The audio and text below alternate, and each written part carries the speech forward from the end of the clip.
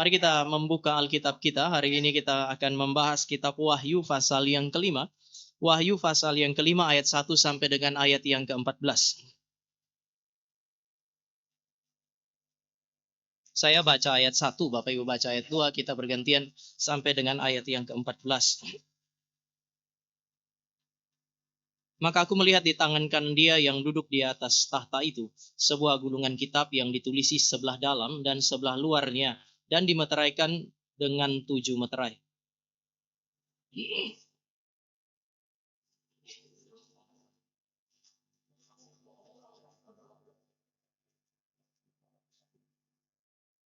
Tetapi tidak ada seorang pun yang di sorga atau yang di bumi atau yang di bawah bumi yang dapat membuka gulungan kitab itu atau yang dapat melihat sebelah dalamnya.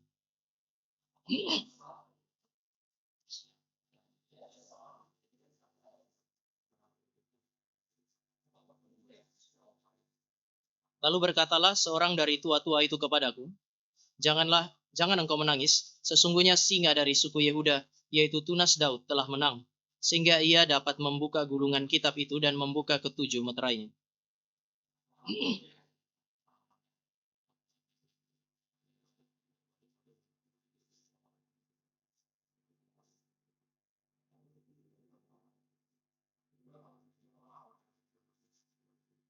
Lalu datanglah anak domba itu dan menerima gulungan kitab itu dari tangan dia yang duduk di atas tahta itu.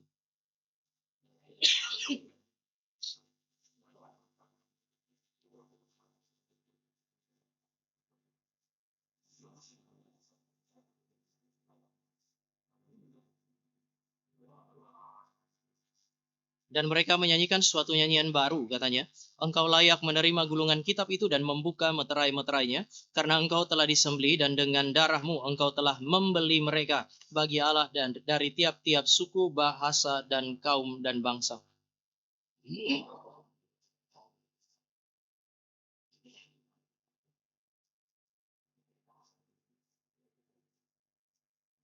Maka aku melihat dan mendengar suara banyak malaikat sekeliling tahta. Makhluk-makhluk dan tua-tua itu, jumlah mereka berlaksa-laksa dan beribu-ribu laksa.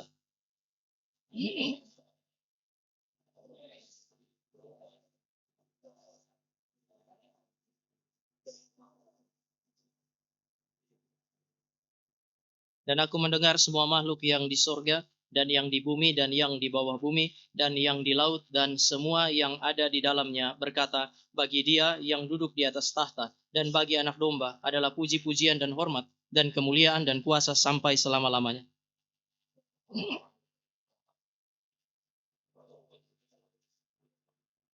Mari kita berdoa.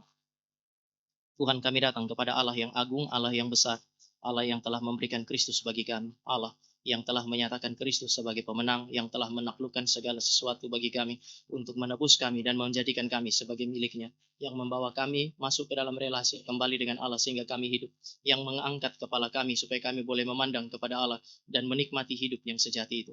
Kami bersyukur karena kasih karunia Allah yang berkelimpahan yang boleh kami nikmati hingga saat ini. Kami juga bersyukur untuk ibadah hari ini, kiranya Engkau hadir di tengah-tengah kami, memimpin kami dalam perenungan terhadap kebenaran yang Engkau inspirasikan melalui Allah Roh Kudus itu. Tolong kami supaya kami boleh mengerti.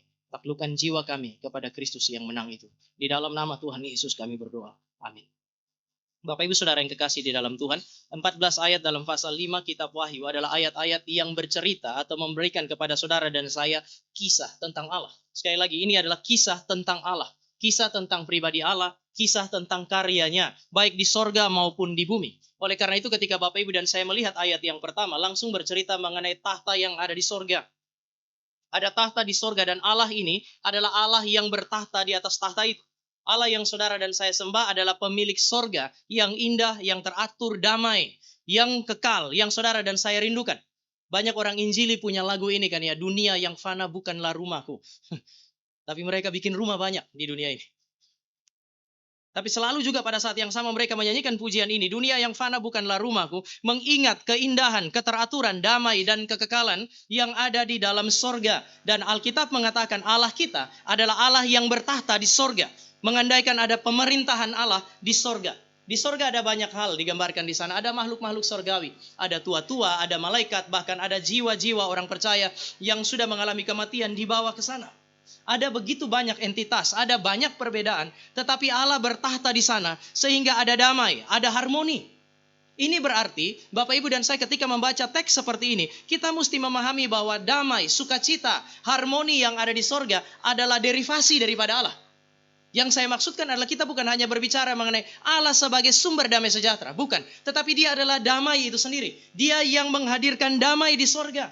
Inti kerajaan sorga. Inti kelimpahan, sukacita yang saudara dan saya nikmati. Dan inginkan di sorga ada pada kehadiran Allah dan pemerintahan Allah. Karena Allah yang memerintah makhluk-makhluk sorgawi, maka sorga damai. Karena Allah yang memerintah di sorga, maka saudara dan saya akan melihat kelimpahan di sorga. Dengan demikian, Alkitab mau bilang, Bapak Ibu dan saya hanya bisa menikmati damai secara personal di dalam hati. Jika Allah yang bertahta di sorga itu, bertahta di dalam hati. Damai di dalam keluarga Kristen. Itu hanya bisa dinikmati jika Kristus yang bertahta di sorga atau Allah yang bertahta di sorga. Dia bertahta di dalam keluarga. Gereja hanya bisa menikmati damai jika Allah yang ada di sorga itu bertahta di dalam gereja dan terus diberitakan di dalam gereja. Inti sorga, kelimpahan, sukacita di dalamnya adalah kehadiran dan pemerintahan Allah. Itu sebab saudara dan saya tidak percaya kita pergi ke sorga yang laki-laki untuk jumpa 72 bidadari. Saudara dan saya tidak pergi ke sana. Di dunia ini orang sering membayangkan sorga dengan carnal imagination. Imajinasi berdosanya dia. Karena dia di dunia ini punya istri 4, kadang-kadang 20. Dia pikir di sorga dia akan dapat berkali-kali lipat daripada itu. Gambaran hasrat berdosa manusia yang ingin dinikmati di dalam dunia. Itu yang diproyeksikan ke sorga. Seolah-olah di sorga sana dia punya hasrat dosa akan dipuaskan.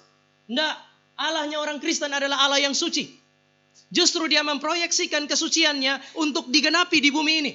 Dia minta saudara dan saya hidup di dalam kekudusan. Karena dia kudus, dia pelihara sorga dalam kekudusan. Dia mau saudara dan saya bawa spirit kerajaan sorga di dalam dunia. Jangan dibalik. Wahyu pasal 1 bercerita mengenai Allah yang agung. Keagungan yang ada di sorga yang dinanti-nantikan oleh manusia. Itu berpusat kepada dia. Maka seharusnya dia tidak boleh tidak ada di dalam hati saudara dan saya. Dia tidak boleh tidak ada di dalam keluarga. Dia tidak boleh tidak ada di dalam gereja. Bahkan dia tidak boleh tidak ada di dalam bangsa ini. Ini cerita yang pertama. Cerita yang kedua. Dia yang duduk di atas tahta itu memegang sebuah gulungan kitab yang bermeterai. Dan dia pegang pasal 5 ayat yang ke-7. Kitab yang bermeterai itu dipegang di tangan kanannya. Pertanyaannya sekarang adalah kitab apa yang dipegang oleh Tuhan di tangan kanannya? Bapak Ibu dan saya harus memahami hal ini terlebih dahulu. Sulit sekali untuk mendefinisikannya. Karena tidak ada yang penulis yang pakai satu nama untuk kitab ini. Namun saudara dan saya bisa melihat kitab ini kitab apa. Kalau kita langsung lihat di dalam pasal 6. Kitab ini bermeterai. Lalu kemudian sang anak domba itu mulai buka satu demi satu daripada meterai itu. Dan setiap meterai akan bercerita kepada saudara dan saya mengenai sejarah dunia dan alam semesta. Saya mungkin bisa pakai istilah ini. Kitab ini adalah kitab sejarah yang ada di dalam tangan Tuhan yang agung itu. Kitab ini mengisahkan sekali lagi mengenai sejarah dunia dan alam semesta. Dan ini menarik karena kitab itu ditulis bolak-balik. Pada zaman itu Bapak Ibu gulungan kitab itu kan bagian luarnya kasar, bagian dalamnya halus. Kalau orang mau tulis, itu hanya tulis di bagian dalam. Sehingga kalau digulung, Bapak Ibu begitu diangkat, saudara dan saya akan lihat bagian luarnya kosong. Tetapi di dalam kitab yang ada di tangan Allah itu, situasinya berbeda. Dia tertulis bagian dalam dan kemudian bagian luarnya. Bukan hanya menggambarkan padat, tetapi kelihatannya segala sesuatu ada tertulis di sana. Seorang penulis mengatakan, ditulis bolak-balik, menggambarkan sejarah daripada seluruh dunia. Tertulis bolak-balik menggambarkan sejarah dari segala zaman. Bukan hanya satu zaman. Dari Alfa sampai Omega. Alkitab kitab itu mencatat mengenai semua itu. Masalahnya adalah kalau saudara dan saya lihat pasal 6. Satu demi satu meterai itu dibuka. Yang saudara dan saya temukan kok dalam sejarah manusia di tangan Allah itu. Tidak ada damai sejahtera di dunia. Saudara baca baik-baik. Setiap meterai dibuka. Kalau saudara dan saya teliti sejarah manusia isinya kepahitan. Ada kekacauan. Ada perang. Ada kemahalan yang mengakibatkan kemiskinan dan kelaparan. Satu materai dibuka, saudara dan saya menemukan penyakit. Materai yang lain dibuka, saudara dan saya menemukan bencana. Materai yang lain dibuka dan kemudian kerajaan maut keluar, menghasilkan apa yang disebut sebagai kematian. Materai yang lain dibuka dan saudara dan saya akan menemukan perlawanan yang sangat kuat dari dunia terhadap Allah dan umatnya, sehingga ada banyak sekali martir. Ini memberi petunjuk kepada saudara dan saya bahwa sejarah manusia berisi apa yang disebut sebagai kegelapan karena dosa. Saudara dan saya akan menemukan apa yang disebut sebagai kepahitan yang menaklukkan manusia, sehingga saudara dan saya bahkan sulit sekali untuk mengangkat kepala kita dan memandang kepada Allah. Kepahitan, kesedihan itu menguasai hati saudara dan saya, sehingga kita cenderung untuk tidak berjumpa dengan orang lain karena kita takut dilukai. Sebaliknya, ketika saudara dan saya memberanikan diri untuk keluar, kita berjumpa dengan orang lain, kita melukai orang lain. Dunia ini penuh dengan kepahitan, penuh dengan luka, penuh dengan kebencian. Ini yang dicatat di dalam pasal yang ke-6. Oh Allah yang suci, duduk di atas tahta, pegang sebuah gulungan kitab berisi sejarah manusia yang pahit, traumatis oleh karena dosa. Pertanyaannya sekarang adalah, apakah ada pengharapan? Mungkin saudara dan saya bisa bilang pengharapan pertama adalah semua catatan itu berbicara mengenai dunia yang sementara. Kadang-kadang kesementaraan itu pengharapan, kan ya? Saudara bayangkan kalau penderitaan itu kekal.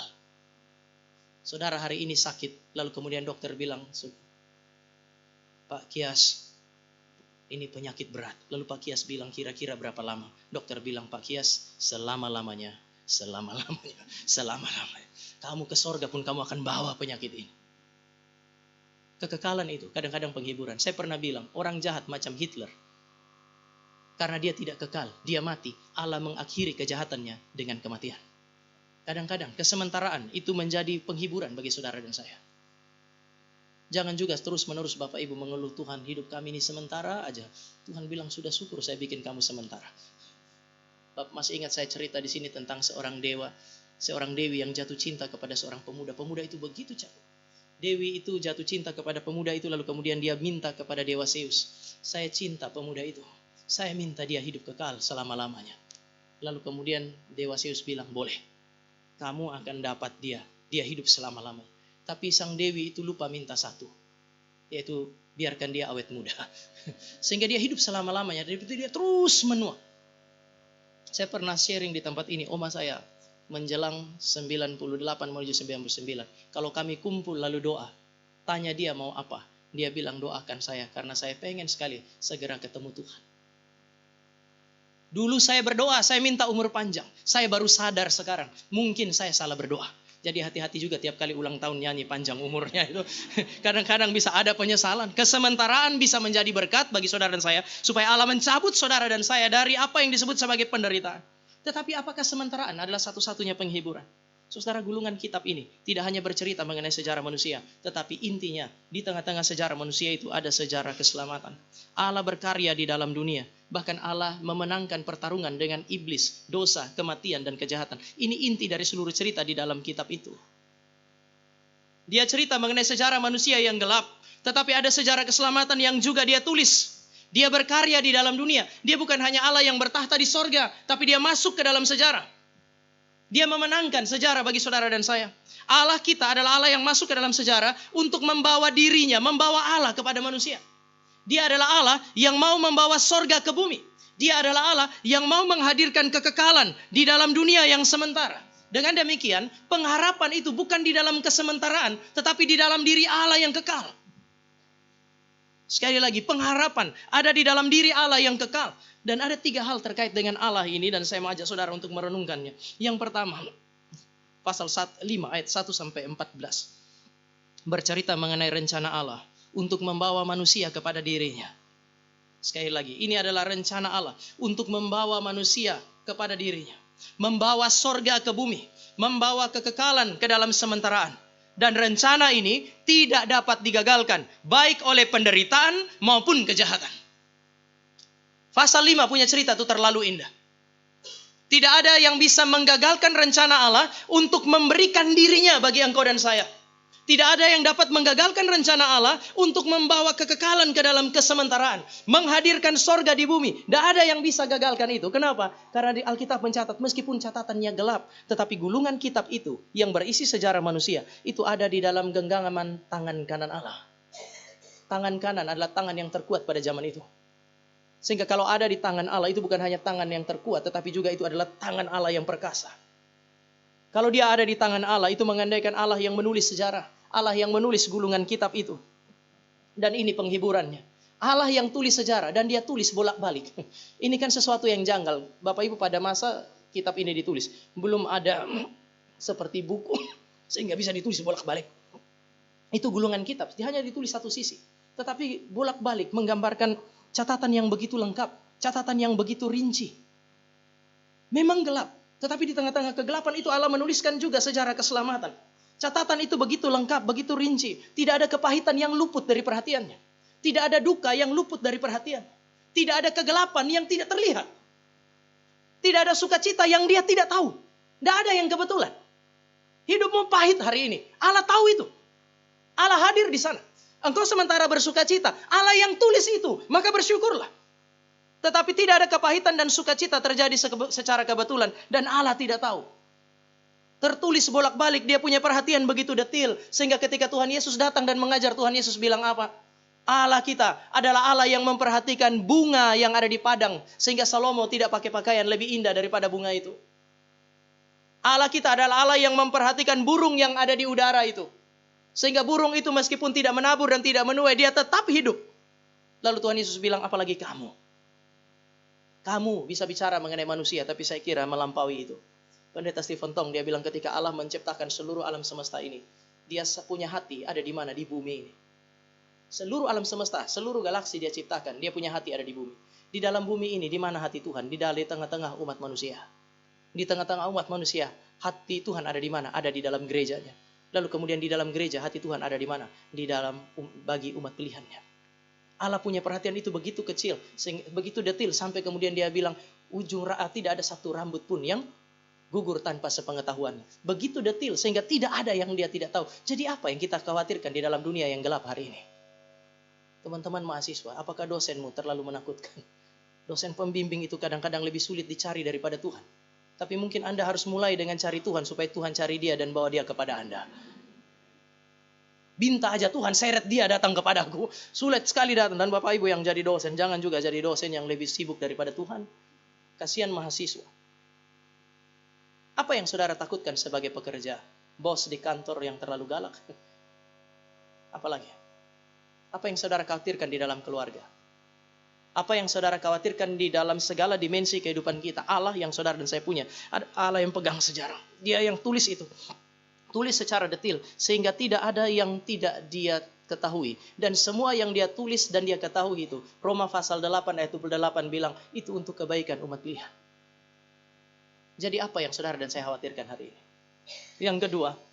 Kitab itu ada di tangan Allah. Berarti Allah berdaulat atas sejarah. Ditulis bolak-balik. Berarti sudah sangat lengkap. Seorang penulis bilang, saking lengkapnya itu tidak bisa lagi ditambah. Sejarah yang ditulis oleh Allah, Anda tidak bisa tambah-tambahkan. Itu tidak bisa dikurangi. Karena sudah lengkap. Sejarah yang Allah tulis tidak dapat diubah. Sejarah yang Allah tulis itu sempurna. Mirip seperti dua loh batu. Dua loh batu yang diberikan oleh Allah kepada Musa tertulis depan belakang. Mengandaikan bukan hanya hukum yang padat, tetapi sempurna. Sekarang sejarah itu ditulis depan belakang.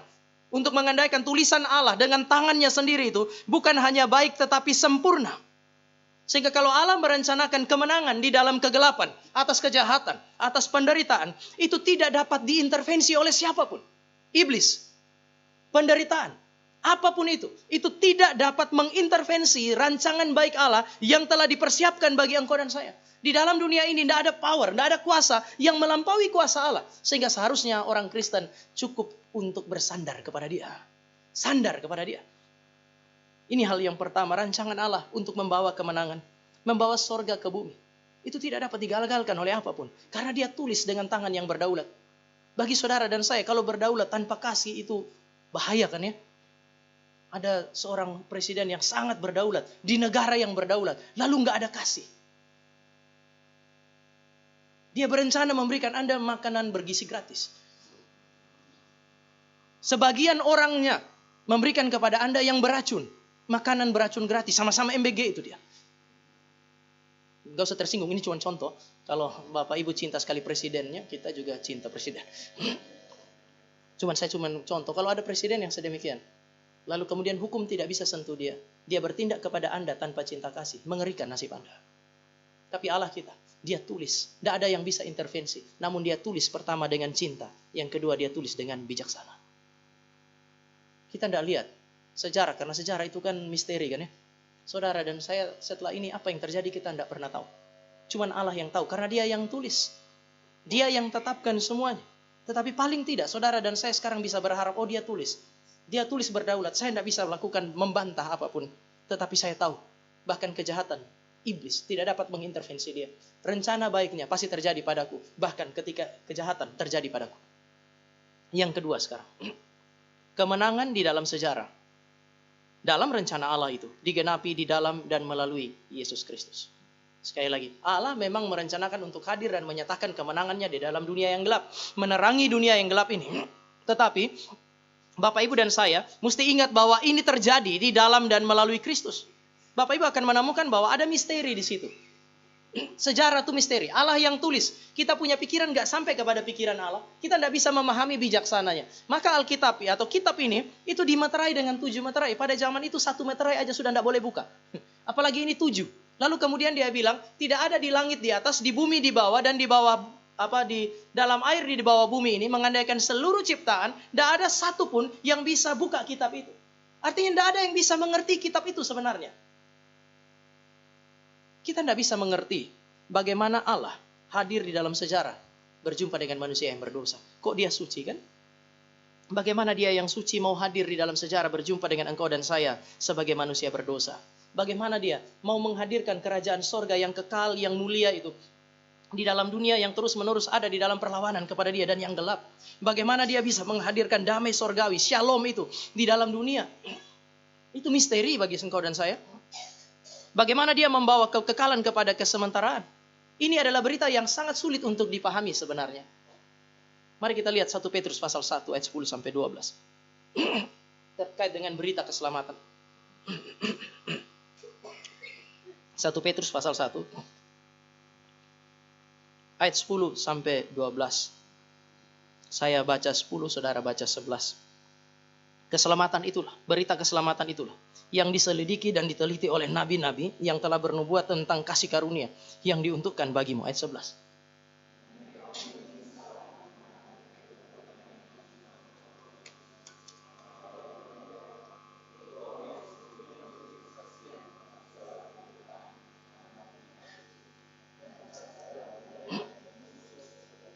Bapak Ibu perhatikan, 9 dan 10 itu bicara mengenai nabi, manusia, yang dipilih oleh Allah untuk apa? Untuk memberitakan berita keselamatan. Allah mewahyukan berita keselamatan kepada mereka, mereka tulis dan mereka beritakan. Menariknya adalah setelah mereka tulis, mereka beritakan, apakah mereka paham semuanya? Ini belum bicara kita ini, kita baru berbicara para nabi. Petrus bilang, habis mereka tulis, mereka harus menyelidiki dengan teliti sekali lagi. Karena itu berita yang mereka beritakan sekaligus tidak dapat mereka pahami secara komprehensif. Ini berita yang besar, berita yang agung. Baik bagi saudara dan saya, kabar baik sekaligus ini misteri. Tidak bisa dipahami oleh manusia. Makanya kalau saudara belum jadi malaikat, rendah hati sedikit, belajar sampai mati. Kadang-kadang kita sudah lebih hebat dari malaikat, bahkan lebih hebat dari Tuhan Yesus, tahu segala sesuatu, sehingga proses belajar itu menyakitkan bagi kita. Yesus saja Allah jadi manusia, waktu dia jadi manusia dia belajar.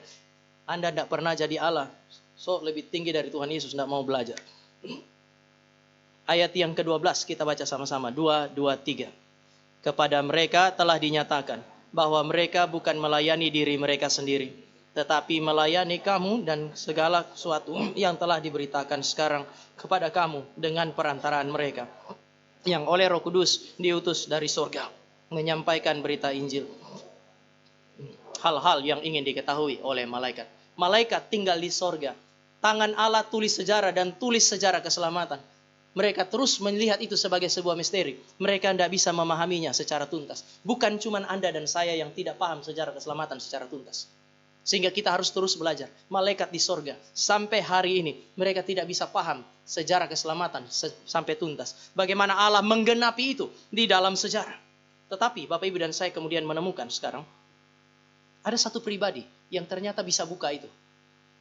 Waktu Yohanes sudah menangis, tidak ada yang bisa. Tiba-tiba singa dari Yehuda, sekaligus anak domba itu datang, dan kemudian dia yang membuka meterai-meterai itu. Ini berarti rahasia kerajaan Allah. Ini berarti rancangan keselamatan Allah di dalam dunia. Itu hanya bisa terjadi dan dipahami di dalam dan melalui Yesus Kristus. Jangan berharap memahami rancangan keselamatan Allah di luar Kristus. Itu sesuatu yang tidak mungkin.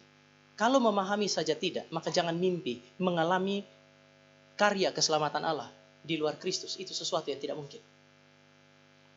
Yesus kemudian Bapak Ibu dan saya lihat ditampilkan di dalam beberapa paradoks. Yang pertama, singa. Dia hadir sebagai singa, dia muncul sebagai singa, kuat, gagah perkasa. Tapi kok begitu diperhatikan domba? Kalau singa dan kemudian macan tutul mungkin oke lah ya. Tapi kok singa dan domba ini kan jauh. Yang satu mengekspresikan kekuatan, yang satu menggambarkan kerapuhan. Bagaimana mungkin dalam satu pribadi itu ada singa sekaligus domba? Saudara dan saya bisa bilang, loh kok yang dilihat nih apa? Singa kok domba? Domba kok singa? Yang sebenarnya yang mana sih?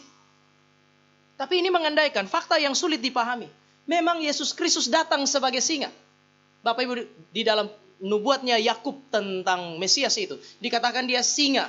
Datang dari garis Yehuda. Kita sering menyebut dia sebagai singa dari Yehuda. Berkali-kali digambarkan bahwa keturunan Daud yang datang itu adalah keturunan yang bisa disebut sebagai singa dari Yehuda. Dia singa karena dia datang untuk menang. Dia singa karena dia datang untuk bertahta. Memang itu agendanya. Cuman pada saat yang sama, dia juga domba. Tampilannya tidak meyakinkan. Kenapa? Karena yang datang untuk bertahta itu hadir di dalam kerendahan. Pertanyaannya sekarang ya, kenapa singa itu, yang singa untuk bertahta kok harus tampil seperti domba?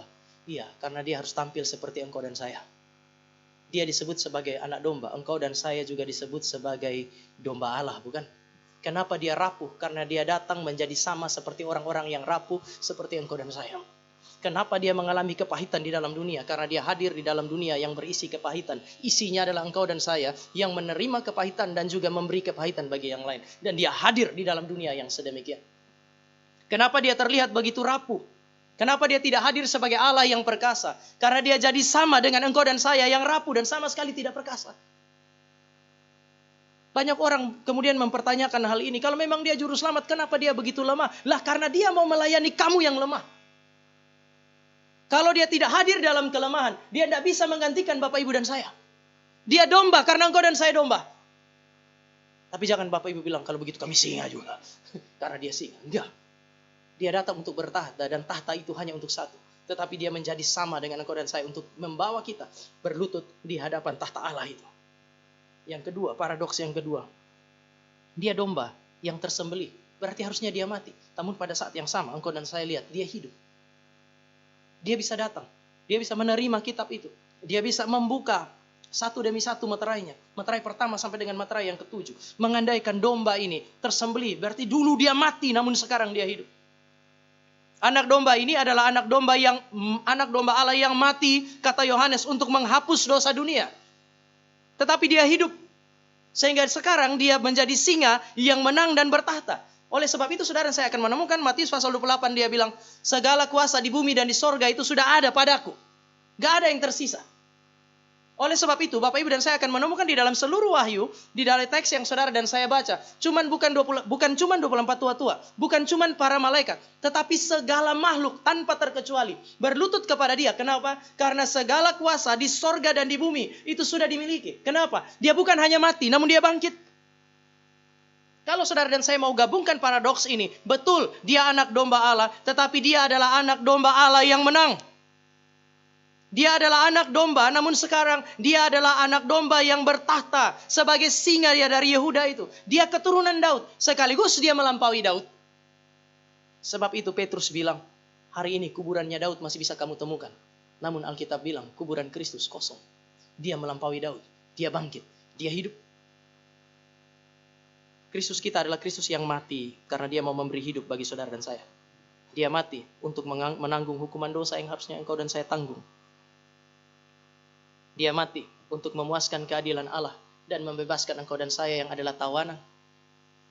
Bagi saya ini menarik karena melalui kematiannya dia menghancurkan gerbang maut. Dia mati untuk menanggung dan melenyapkan kutuk yang engkau dan saya harus tanggung dan alami. Dia mati untuk memberdamaikan manusia di dalam dunia yang berdosa dengan Allah. Dia mati untuk membawa dunia kembali ke dalam persekutuan dengan Allah.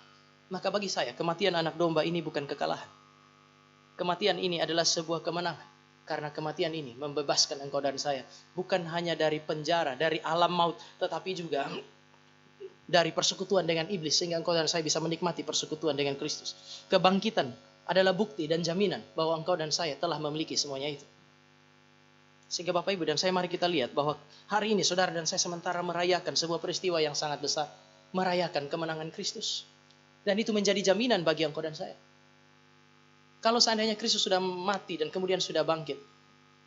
Bahkan tadi waktu kita baca di dalam 1 Korintus pasal 15. Kalau Yesus itu hanya menjadi pengharapan bagi saudara dan saya selama hidup. Percuma iman kita.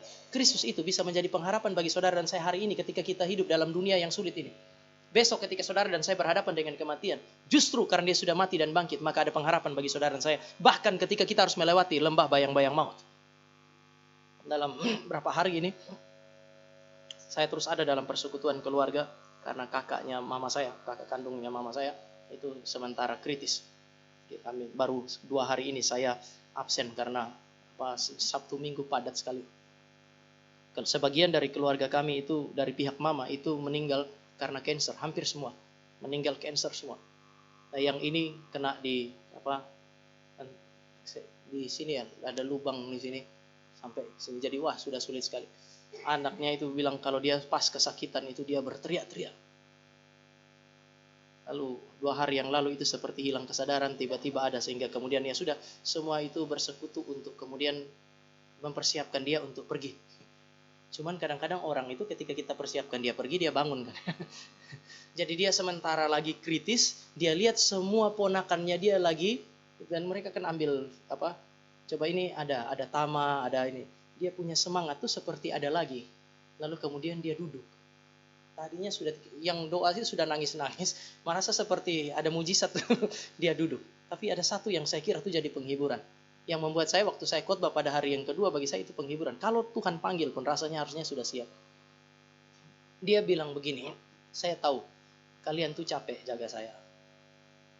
Saya tahu bahwa ketika saya menderita, saya berteriak-teriak. Yang menderita bukan saya.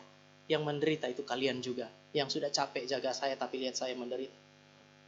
Saya tadi pagi itu kondisi fisik saya sudah turun. Saya pikir ini mungkin sudah waktunya saya untuk pergi. Bukan cuma hari ini, 2 hari yang lalu dia bilang, saya pikir itu sudah, karena sudah sakit sekali. Lalu dia panggil cucu-cucunya, karena anak-anaknya nggak ada, cuma cucu. Lalu dia sudah bilang, kasih pesan itu sama 2 cucunya.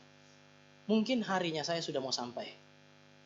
Nanti kasih tahu papamu, uang untuk kubur, untuk peti, semua sudah disiapkan. Dan dia kasih tahu, dia titip kasih. Jadi kalian nggak usah khawatir. Dia sementara cerita, anak perempuannya datang. Lalu anak perempuannya tanya, ngomong apa? Dia cerita lagi, anak perempuannya peluk dia lalu bilang begini, papa, kalau nanti papa mati ingat, semua itu urusan orang hidup. Jadi biar kami yang urus. Sekarang kalau papa mau istirahat, istirahat. Lalu kemudian dia berhenti menangis, dia istirahat. Tapi ada satu kalimat terakhir, saudara. Selama saya berteriak-teriak menderita, satu yang saya minta dari Tuhan, tidak apa-apa saya menderita fisik, tapi jangan biarkan saya meninggalkan engkau. Lalu kemudian dia bilang kepada anak-anak, nanti kamu lihat lagi saya menderita berteriak-teriak. Karena saya kesakitan. Kamu juga pastikan diri kamu tidak menyangkali Tuhanmu karena lihat orang tuamu menderita. Tapi waktu saya dengar itu, saya kira ini penghiburan paling besar yang Tuhan berikan bagi kami sementara kami mempersiapkan kematiannya dia. Tuhan pakai orang yang mau mati untuk mempersiapkan orang hidup berhadapan dengan kematian. Bagi saya, ini cara Tuhan memberikan pengharapan bagi Bapak Ibu dan saya. Di tengah-tengah kepahitan, dia kasih firman. Di tengah-tengah situasi yang paling sulit, dia hadir. Kematian Kristus, kebangkitan Kristus itu menjamin engkau dan saya bahwa bahkan ketika berhadapan dengan maut sekalipun ada kekuatan lebih bagi engkau dan saya. Dan sekarang, kalau begitu, yang terakhir, kalau kemenangan itu ada dalam Kristus, apa yang harus saudara dan saya lakukan? Poin yang ketiga, umat Allah adalah bukti dan saksi kemenangan Kristus. Sekali lagi, umat Allah, engkau dan saya, adalah bukti dan saksi kemenangan Kristus. Makhluk di sorga, para tua-tua, malaikat, bahkan dikatakan segala makhluk, setelah mereka pahami rahasia itu, meskipun tidak sempurna, mereka berespon. Responnya adalah mereka bersorak-sorai dengan sukacita. Rencana keselamatan Allah tergenapi di dalam Kristus. Mereka tersungkur. Mereka mengakui otoritas Kristus di bumi dan di sorga. Pertanyaannya adalah kalau makhluk-makhluk sorgawi ini memberi respon sedemikian, apa yang harusnya menjadi respon dari saudara dan saya hari ini? Saya kira kalau lihat dari nyanyian tua-tua dan para malaikat di awal itu, ayat 9, saudara dan saya bisa sampai pada satu kesimpulan ini. Jika malaikat di sorga menghidupi identitas mereka sebagai pribadi-pribadi yang harus takluk kepada Sang Kristus, maka Bapak Ibu dan saya dipanggil untuk menghidupi identitas kita juga sebagai umat Allah di dalam dunia ini. Dia bilang dia membawa masuk saudara dan saya melalui kematian dan kebangkitannya kemana? Ke dalam kerajaan imam. Kita masuk ke dalam kerajaannya. Kita dijadikan sebagai imamat yang rajani. Kerajaan imam adalah kerajaan di mana manusia dari segala bangsa, segala suku dan bahasa menjadi milik Allah. Maka ayat 9 dikatakan engkau telah menebus mereka. Dia menebus engkau dan saya sehingga kita menjadi miliknya. Ini membuktikan bahwa iblis sudah kalah dan iblis benar-benar sudah terikat. Di dalam Wahyu itu ada satu masa di mana iblis terikat kan ya. Masa itu adalah masa di mana dimulai dari Yesus mati dan kemudian bangkit. Sebelum itu, Bapak Ibu, yang disebut sebagai umat Allah itu cuma Israel. Sehingga iblis seperti bekerja luas-luasa dimanapun. Tetapi segera setelah Yesus bangkit dari antara orang mati, yang disebut sebagai umat Allah adalah manusia dari segala suku, bangsa dan bahasa. Iblis diikat. Ini adalah bukti bahwa Kristus telah mengalahkan iblis melalui kematian dan kebangkitannya. Kita ada di dalam kerajaan di mana semua manusia, sekali lagi dalam segala suku, bangsa dan bahasa, ditebus untuk menjadi milik Kristus. Maka saudara dan saya harus menghidupi identitas sebagai orang-orang yang dimiliki oleh Kristus. Kadang-kadang kita berhadapan dengan orang lain, orang tua, anak-anak dengan orang tua, atau saudara dan saya, jemaat dengan hamba Tuhan ketika diberitahukan sesuatu kan, apa hakmu? Nah, Anda milik Kristus. Semua orang yang diberi otoritas untuk menceritakan kepada Anda bahwa Anda adalah milik Kristus, mereka punya hak untuk kasih tahu bahwa Anda adalah milik Kristus. Kenapa? Karena Anda punya kewajiban untuk hidup sebagai orang-orang yang telah dimiliki oleh Kristus. Kecuali kalau Anda bukan umat tebusan. Pun itu, Anda tidak bisa lolos dari klaim kepemilikan Kristus. Karena dia bilang dia punya segala sesuatu di sorga dan di bumi. Lalu kemudian kita bilang, enggak, saya tidak pernah ditebus, maka saya bukan miliknya. Enggak. Kematian dan kebangkitan membuat dia memiliki segala sesuatu. Korintus bilang segala sesuatu ditaklukkan kepada dia. Maka ketika dia datang, paling tidak dia punya hak untuk menghakimi Anda yang tidak pernah mengalami penebusan. Tapi kalau Anda telah ditebus, hari ini hiduplah sebagai milik Tuhan. Pakai tangan Anda, pakai kaki Anda, pakai mulut Anda. Saya garis bawahi Gary Depok. Mulut Anda. Untuk mempermuliakan Tuhan. Urusan mulut ini akan dibereskan dalam 1-2 minggu ke depan. Kita akan bereskan ini di Gary Depok. Pernah ada yang bilang, Tama ngomong dari mimbar begitu. Ada, saya pastikan ada. Hari ini saya khotbah dengan jubah ini. Saya pernah bilang, jubah pendeta itu mengandaikan seorang sarjana yang berbicara dengan data. Saya tahu itu peristiwa terjadi di rumah siapa, apa yang dia omongin. Siapa yang diomongin pun saya tahu persis. Sehingga kalau saya ngomong dari mimbar, itu adalah sebuah peringatan supaya Anda berhenti.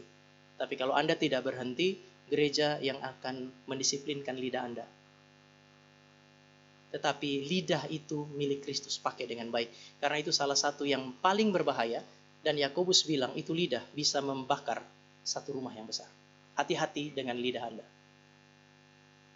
Apa yang harus saudara dan saya responi? Pasal 5 ayat 10. Kita disebut sebagai imam. Dan ini menarik karena di dalam kerajaan Allah, semua manusia, laki-laki dan perempuan adalah imam. Dewasa dan anak-anak, imam. Semua yang menjadi milik Kristus itu diberikan hak untuk kemudian menghampiri Allah dan melayani Allah. Ini bukti bukan hanya iblis yang kalah, tetapi dosa kalah dan dosa telah diselesaikan. Sekali lagi, dosa telah dikalahkan oleh Kristus. Dosa diselesaikan oleh Kristus. Maka kita punya hak bukan hanya untuk menghampiri Allah, tetapi juga untuk melayani Allah. Laki-laki, perempuan, kecil dan besar. Maka yang laki-laki atau yang perempuan jangan ketika ngobrol sama yang laki-laki kemudian saudara bilang, saya berharap kamu yang menjadi imamku. Ya saudara pakai konsep Islam masuk ke dalam gereja. Islam bilang cuman laki-laki yang imam. Kristen setelah Anda ditebus dan diselamatkan, itu laki-laki dan perempuan adalah imamat rajani. Sehingga saudara dan saya boleh menghampiri Allah dan melayani Allah. Maka konsekuensinya adalah hampirilah Allah. Karena akses telah diberikan. Konsekuensinya adalah layanilah Allah. Sekali lagi apa yang saya khotbahkan kemarin sore. Kalau Anda hari ini, kalau yang sudah menikah ya sudahlah, saling mendoakan supaya sama-sama pelayanan lah. Tapi kalau baru pacaran, satu hal ini perlu diperhatikan. Pacar Anda, pelayan Anda. Kalau dia bilang dia kenal Tuhan, dia cinta Tuhan, lalu dia tidak pernah memberi diri untuk melayani, palsu itu. Tidak ada orang yang kenal Allah yang besar, ditawan oleh Allah yang besar, lalu tidak memberi diri untuk melayani Allah yang besar. Ciri pengenalan Allah yang internal, yang tidak kelihatan, akan nampak pada dimensi yang eksternal, yaitu melayani Allah. Sehingga saya bilang bahwa kalau Anda punya pacar, tidak pelayanan, ajak dia pelayanan. Mas, Bang, atau Dek, Mbak, ayo pelayanan. Kalau dia tetap tidak mau, pikirkan cara yang paling baik, cara yang paling terhormat untuk putuskan dia. Sudah pasti, itu bukan orang yang tepat. Sudah pasti itu dia. Setiap kali saya konseling orang yang mau menikah, selalu saya pesan ini. Jangan sampai setelah pemberkatan Tuhan kasih anak itu sampai besar, tidak pernah lihat papa mamanya pelayanan. Itu mengerikan. Anak harus lihat papa mamanya mengerjakan tugas sebagai imamat rajani. Lalu ada orang pacaran, yang satu sudah jalankan tugas sebagai bagian dari imamat yang rajani, kemudian diajak untuk tidak sama sekali melayani. Ini imamatnya siapa? Saya kira saudara harus memperhatikan dimensi ini. Hiduplah sebagai orang yang telah dimiliki oleh Kristus. Serahkan hidup Anda untuk melayani. Kalau saudara bilang, Tama lakukan itu supaya kami melayani di Depok. Enggak. Anda pergi, tapi Anda harus pelayanan. Di gereja manapun, Anda boleh tidak melayani. Kenapa? Karena kita ditebus untuk menjadi milik dan menjadi imamat yang rajani. Mari kita berdoa. Tuhan, kami datang kepadamu karena kami bersyukur. Allah kami adalah Allah yang telah menebus dan menyelamatkan kami, menaklukkan seluruh keberadaan kami, tubuh dan jiwa kami sebagai milik Tuhan. Dan kami berdoa kiranya Tuhan yang telah memiliki kami mengarahkan hidup kami supaya hidup ini mempermuliakan Tuhan. Tolong kami supaya setiap pribadi satu dengan yang lain boleh dapat bergandengan tangan di dalam harmoni untuk melayani Tuhan sebagai imamat yang rajani, yang hidup dalam kerajaan imam yang telah diawali oleh Kristus itu. Dalam nama Tuhan Yesus kami berdoa. Amin.